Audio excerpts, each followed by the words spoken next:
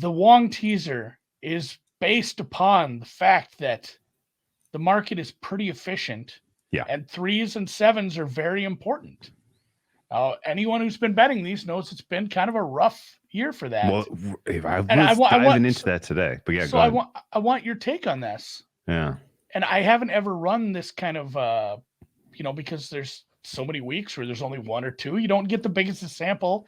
And then if you get far enough back, we had a different 2-point rule. Honestly, if you go a few years back, totals were different. The game was honestly different. I'm not sure if you could actually find signal but I do believe there's probably something to the market gets more efficient as the year goes by. And Wong teasers should, in general, do better. There's still variance. There's still weird things can happen. The Eagles can pitch the ball back and somebody can pick it up and that can kill a teaser for you. Not that that was a Wong teaser, but an efficient, if a line is efficient at +2.5, at -8.5, if the market over, 10, 12 weeks agrees that that's where the spread should be, those Wong teasers should do better than doing the same thing in weeks 1, 2, 3, 4, 5, because the efficiency lends itself to give 7 and 3 even more of a bump as far as where they should be, as far as being modal finishes.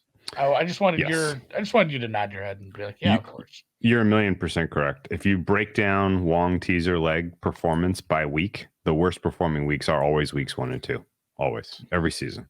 Week 3 sometimes. This year it trickled into like week 4 or 5 where they just weren't performing well. I think we just had a little bit of a more chaotic year to start, and look at the standings, think about who did well, who did poorly, and I think that actually checks out. Like, there was a lot of freaking surprise in terms of who was good and bad this year, and so the priors that the market had set for a lot of these teams were not strong. And when you don't have strong priors, then you don't have strong ratings for a team, then the likelihood that you're going to misprice a game is higher, and the variance becomes a bigger problem, and the enemy of the teaser is variance. So that's why you don't tease totals. That's why in general you don't tease college football. And I think realistically the Wong teasers, going back to like week 6, they have been fire. Now, one interesting kind of question I had for it has been. I've been playing. I hadn't really thought like it was. I have a specific account that I play them in because it's not easy to find 110s for Wongs anymore. Buckeye.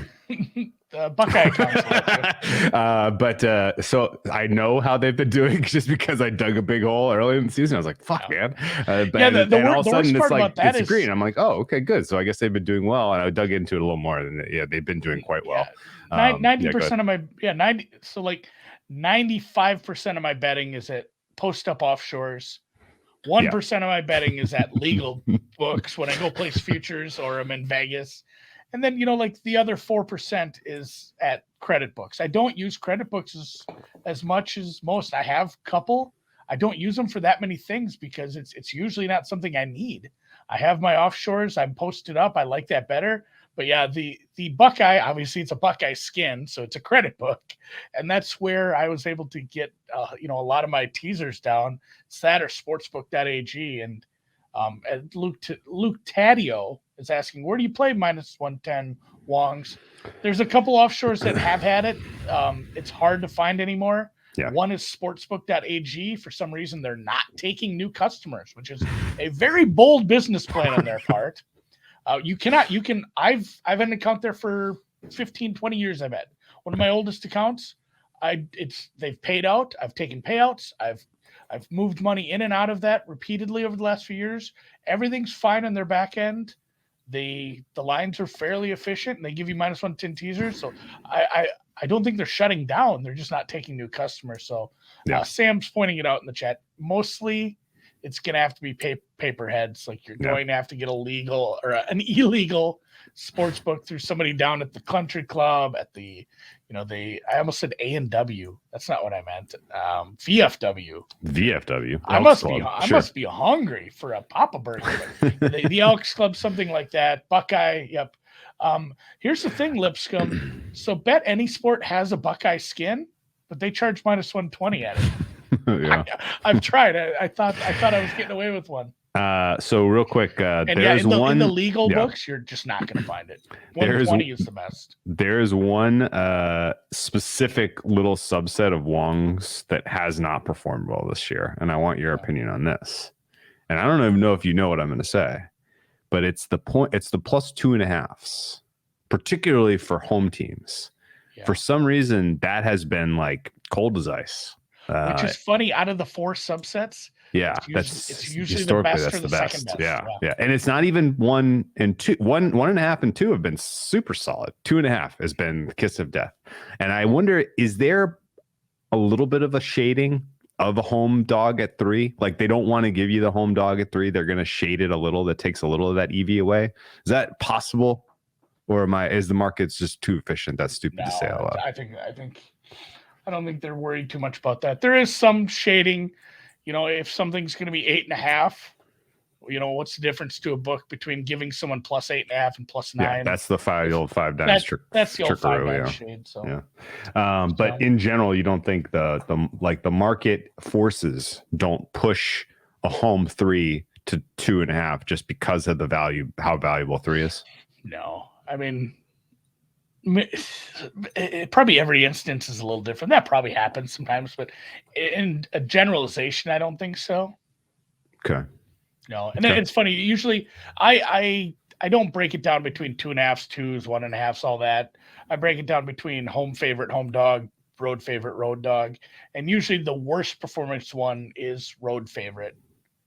It's it's silly. Yeah. Like this price is what it is. But so far this season, for whatever reason, electric. Okay.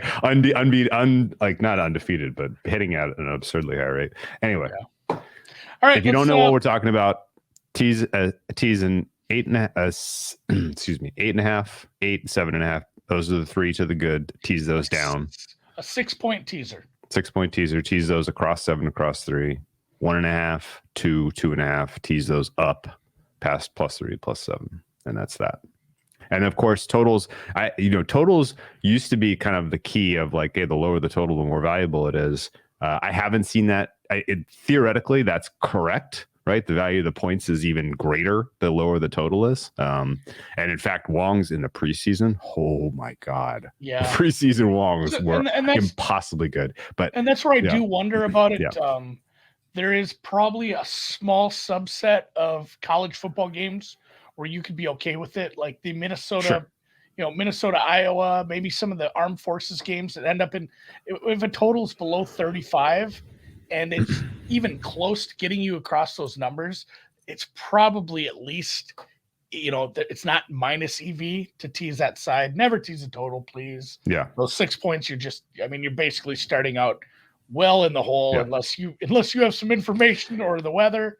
Well, here's the other problem about teasing totals. There is a reason to tease totals. If you are dying to get across some number on a total, like look at what you can basically look at the pinnacle fair prices for every single total imaginable, right?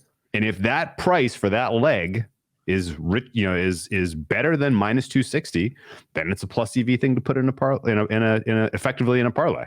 Right? It's just never going. It never is. It's never going to be. It's never going to be. Yeah. So that is the sanity check you want to do before you put in any teaser. Is literally just look at would I have to lay more than minus 260 to bet this at Pinnacle? That exact price that you're trying to put in your teaser leg. And if the answer is yes, then you have EV. And if the answer is no, then you do not. In fact, and if you're dying to put that in a parlay, just parlay it directly. You're going to get a better price than laying 110. Yep. So anyway. That's that. Here's a kind of final thought on this. The totals theoretically is the lower the total, the better the teaser leg. I don't have a hard criteria where if it's 50-point total, I'm running away. Like, nope, not good enough. You can't really be choosy. Yeah, I mean the updated Wong. I mean, he did start to find that eventually. Is like, I think he did a bit of an updating and said I think 49 was kind of the cutoff. Once it gets above 49. You're just inviting too much variance. Sure. The median expected points is high enough that blowouts are more common, or a higher margin of victory is much more common. The distribution's wider both ways, so it scares people. But Yeah. He lives in La Jolla, and also Stanford beautiful. Wong. Stanford Wong, white guy. Yeah. He's Classic. Stolen Valor. Changed his Stolen name Valor. to, That's right. Changed his name to an Asian name to, I don't know, try to sell books. I just like that we have a fun name for that particular teaser. It's cool. It's cool to have something named after you. Yeah.